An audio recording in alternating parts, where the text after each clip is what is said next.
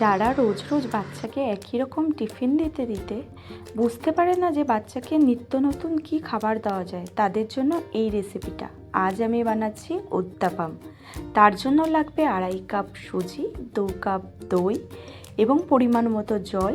এটাকে রেস্টে রেখে দিতে হবে মিনিমাম হাফ অ্যান আওয়ার, পুরোটা সোক হয়ে যাবে। দেন তার মধ্যে অ্যাড করতে হবে ভেজিটেবলসে আছে বিনস, ক্যাপসিকাম, পেঁয়াজ, কারি পাতা, টমেটো। তোমরা যদি গাজর দাও তো গাজরটাকে গ্রেট করে দিতে হবে। আর দিয়েছিলাম আমি ধনে পাতা আর কাঁচা লঙ্কা কুচি। তোমরা যে যেরকম ঝাল খাবে সেরকম ঝাল তোমরা অ্যাড করে নিও। তার মধ্যে দিতে হবে পরিমাণ মতো নুন, দিয়ে একটা ব্যাটার ফর্ম বানিয়ে নিতে হবে ঠিক এই রকম।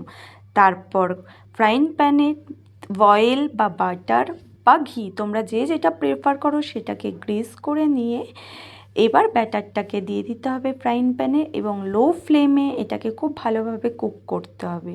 তাহলেই রেডি হয়ে যাবে আমাদের উত্তাপাম। চলো টাটা।